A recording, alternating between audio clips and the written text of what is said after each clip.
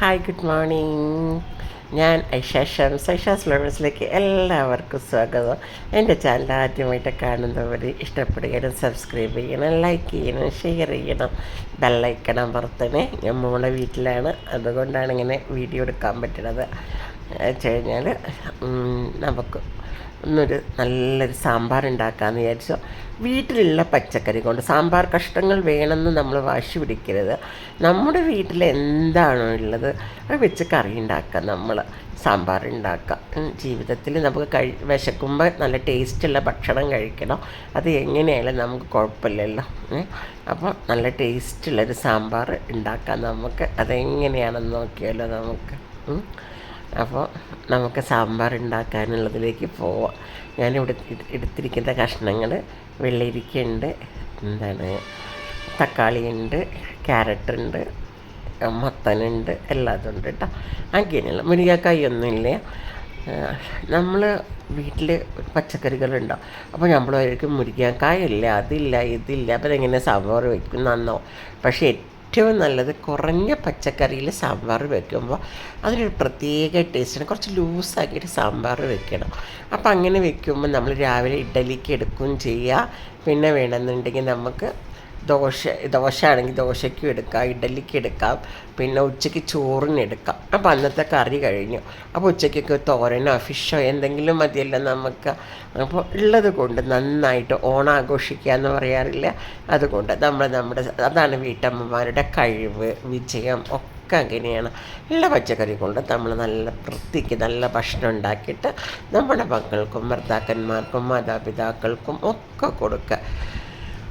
എന്തൊരു സമാധാനമാണെന്നറിയാം. അതില്ല ഇതില്ല എന്ന് പറഞ്ഞിട്ട് രാവിലെ ബഹളം വെക്കാൻ നിന്ന് കഴിഞ്ഞാൽ പിന്നെ ബഹളം വെക്കാനേ സമയമുണ്ടാവും. രാവിലെ തന്നെ നമ്മുടെ മൂടും പോകും, നമ്മുടെ വീട്ടിലെ കെട്ടിയവന്മാരുടെ മക്കളുടെ മൂടും പോകും, എല്ലാവരുടെ മൂടും പോകും, ഒരു സമാധാനം കിട്ടില്ല. അപ്പോൾ നമ്മുടെ വീട്ടിലുള്ള പച്ചക്കറികൾ കൊണ്ട് എന്ത് ടേസ്റ്റ് ഉണ്ടാകുന്നറിയാം. ഈ സാമ്പാർ ഉണ്ടാക്കുമ്പോൾ ചെറിയ കഷ്ണം മത്തനുണ്ട്, വെള്ളരിക്കയുണ്ട്, അതേപോലെ തന്നെ 2-3 ബീൻസ് ഉണ്ട്, അങ്ങനെയൊക്കെ. അപ്പോൾ ഞാൻ പച്ചക്കറികളൊക്കെ അരിഞ്ഞ് വെച്ച് വെള്ളത്തിലിട്ടതിന് ശേഷം പരിപ്പ് കുക്കറിലിട്ടിരുന്ന് മഞ്ഞൾപ്പൊടി പരിപ്പും കൂടി വേവിച്ച് വെച്ചു കേട്ടോ. ഉപ്പ് ഇട്ടിട്ട് വേവിച്ച് വെച്ചു. വെന്തതിന് ശേഷം ഇതിനകത്തേക്ക് ഞാൻ പച്ചക്കറിയുടെ കഷ്ണങ്ങൾ, എന്നിട്ട് എൻ്റെ കഷ്ണങ്ങൾ നന്നായിട്ടുണ്ട്. അപ്പോൾ ഇതൊന്നും ഉടഞ്ഞു പോകില്ല കേട്ടോ. നമ്മൾ കുക്കറിൽ വേവിക്കാൻ വയ്ക്കുക. അപ്പോൾ ഞാൻ ഇപ്പുറത്തെ അടുപ്പിൽ ഇഡ്ഡലി വെക്കാമെന്ന് വിചാരിച്ചു. ഇഡ്ഡലിക്ക് എണ്ണ തടവിഞ്ഞുകൊണ്ടിരിക്കുകയാണ്. അപ്പോൾ ഇഡ്ഡലിക്ക് നാവി കയറ്റിയിട്ട് ഇഡ്ഡലി വയ്ക്കുമ്പോൾ നല്ല പൂ പോലത്തെ ഇഡ്ഡലി ആയിട്ട് വരും. ഒരടുപ്പിൽ രാവിലെ തന്നെ, ഇപ്പോൾ സമയം 7 മണിയായിട്ടുള്ളൂ, രാവിലെ അടുപ്പിൽ ചോറ് വെച്ചിട്ടുണ്ട്. പിന്നെ അതേപോലെ തന്നെ കുക്കറിൽ പരിപ്പ് വെച്ചിട്ടുണ്ട്. കഷ്ണങ്ങൾ എന്നിട്ട് ഞാൻ ഇഡ്ഡലിക്ക് നമ്മൾ മാവ് ഒഴിച്ച് കൊടുക്കുക. ഒരു പെട്ടെന്ന് കഴിയും പടി. മനസ്സമാധാനത്തോടു കൂടി നമ്മൾ ചെയ്യുക, പ്രാർത്ഥനയോടുകൂടി നമ്മൾ ചെയ്യുക. അപ്പോൾ അതിലെല്ലാത്തിലും അള്ളാഹു ബർക്കത്തും റഹ്മത്തും ദൈവം തമ്പുരാൻ ദൈവം. എന്നിട്ട് ഞാൻ എണ്ണ ഒഴിച്ച് കടുകിട്ട് പൊട്ടിച്ചു. പിന്നീട് 2 വത്തൽമുളക് ഇതിനകത്തേക്ക് ഇട്ട് കരിവേപ്പിലയിട്ട്, എന്നിട്ട് നമ്മൾ എന്ത് ചെയ്യുക, തക്കാളിയും വെണ്ടയ്ക്കയും വലിയ ഉള്ളിയും വെളുത്തുള്ളിയൊക്കെ ഉണ്ട് കേട്ടോ. ഞാൻ പല ടൈപ്പ് സാമ്പാറാണ് വെക്കുക കേട്ടോ. അതിപ്പോൾ ഞാൻ തമിഴ്നാട് സ്റ്റൈലിലാണ് വെക്കുന്നത് കേട്ടോ. അപ്പോൾ ചിലത് അങ്ങനെ വറുത്ത് വയ്ക്കും, ചിലത് അങ്ങനെ ഇട്ട് വയ്ക്കും. ഒരുപാട് ടൈപ്പ് സാമ്പാറുണ്ട്. ഏത് വേണമെങ്കിലും നമുക്ക് വയ്ക്കാം. സാമ്പാർ എങ്ങനെ കൊണ്ട് കലക്കി കുത്തി മറിച്ചാലും സാമ്പാർ തന്നെയാണ്, നല്ല ടേസ്റ്റ് ഉണ്ടാവും. പക്ഷേ ഈ സാമ്പാറിന് പ്രത്യേക ടേസ്റ്റ് ഉണ്ട് കേട്ടോ, വെറുതെ പറയുന്നതല്ല കേട്ടോ. എന്നിട്ട് അതിനകത്തേക്ക് ഞാൻ പുളിവെള്ളം ഒഴിച്ച് സാമ്പാർ പൊടി ഇട്ടിട്ടോ, സാമ്പാറും പൊടി ഇട്ടിട്ട് കലക്കി മിക്സിയിൽ അടിച്ചിരുന്നത്. സാമ്പാറും പൊടി അടിക്കുമ്പോൾ ഞാനൊരു സ്പൂണ് മല്ലിപ്പൊടി ഇടും, ഒന്നുള്ള മഞ്ഞൾപ്പൊടി ഇടും, നുള്ളും മുളക് പൊടി ഇടും, 1 ടീസ്പൂൺ മാത്രം കേട്ടോ. പിന്നീട് സാമ്പാർ പൊടി ഇട്ട് നന്നായിട്ട് മിക്സിനകത്ത് അരച്ചെടുത്ത് ഇതിനകത്തേക്ക് ഒഴിച്ചു. സാമ്പാർ റെഡിയായി. എന്നിട്ട് ശർക്കര ഇട്ടു, ഒരു പിഞ്ച് ശർക്കരപ്പൊടി ഇട്ടു. ആ ശർക്കരപ്പൊടിയും കൂടി ഇട്ട് കഴിഞ്ഞാൽ പിന്നെ സാമ്പാർ പറയും വേണ്ട. എൻ്റെ അപ്പോൾ ഇതിൻ്റെ ഒരു ടേസ്റ്റ്.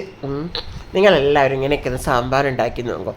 രാവിലെ തന്നെ എഴുന്നേൽക്കുമ്പോൾ നല്ല ഉന്മേഷം കിട്ടാൻ വേണ്ടി പ്രാർത്ഥിക്കുക. പ്രാർത്ഥന കഴിഞ്ഞ് നന്നായിട്ട് വെള്ളം കുടിക്കുക, ചെറുതായി എന്തെങ്കിലും യോഗ ചെയ്യുക. എന്നിട്ട് ഞാനിത് അതിനകത്ത് കായപ്പൊടി ഇട്ടു കേട്ടോ. യോഗ ചെയ്ത് സന്തോഷത്തോടു കൂടി കിച്ചണിലേക്ക് വരിക. നമ്മൾ പറയാം, ദൈവമേ ഇന്നത്തെ ദിവസം എന്നെയും എൻ്റെ മക്കളെയും എൻ്റെ കുടുംബത്തിനെയും എൻ്റെ നാട്ടിനെയും വീട്ടിനെയൊക്കെ എൻ്റെ റബ്ബിൽ ഞാൻ തവക്കൽ ചെയ്യുമെന്ന് പറഞ്ഞിട്ട് കിച്ചണിലേക്ക് വരിക, എന്നിട്ട് നമ്മൾ പണി തുടങ്ങാം. അപ്പോൾ സാമ്പാർ ഇതാ ആയി കൊണ്ട് ഇരിക്കുന്നു. ഇനിയിപ്പോൾ നമുക്കിതിനകത്തേക്ക് ഇച്ചിരി മല്ലിയില ചേർത്തണം അല്ലേ. ആ മല്ലിയിലയും കൂടി ചേർത്ത് കഴിഞ്ഞാൽ അടിപൊളി. ഇനി ലാസ്റ്റ് വേണമെങ്കിൽ തൂമിച്ചൊഴിക്കാം, ഫസ്റ്റും തൂമിച്ചൊഴിക്കാം. അപ്പം മല്ലിയിലയൊക്കെ ഇട്ടു കേട്ടോ, അടിപൊളിയായി. അപ്പം എൻ്റെ പണി എന്താണ് ഇപ്പം കണ്ടോ, കിച്ചണിലൊന്നും വൃത്തികേടായിട്ടില്ല. ആ മല്ലിയിലയുടെ കുറച്ച് പൊടികൾ മാത്രമേ ഉണ്ട്, അതെടുത്തപ്പം തന്നെ കളയും. ബാക്കിയൊക്കെ കിച്ചണൊക്കെ അടിപൊളി വൃത്തിയാക്കി നമ്മൾ ഓരോ പണിയെടുക്കുമ്പോൾ അപ്പം കഴുകി വെച്ച് വൃത്തിയാക്കിയാൽ ആ കിച്ചൺ നല്ല വൃത്തിയിൽ കിടക്കും. നമുക്ക് പണിയെടുക്കാം, അടുത്ത പണിയെടുക്കാൻ നമുക്ക് ഇഷ്ടം തോന്നും. അവിടെ ഇത് പാത്രമൊക്കെ പാടെ ബേസണിൽ കാണുമ്പോൾ നമുക്ക് ദേഷ്യവും ഒക്കെപ്പാടെ വരും. നമുക്ക് എല്ലാ കാര്യങ്ങളും കഴിഞ്ഞ് ഇഡലിയായി, സാമ്പാറായി, ഒതുക്കി വയ്ക്കലും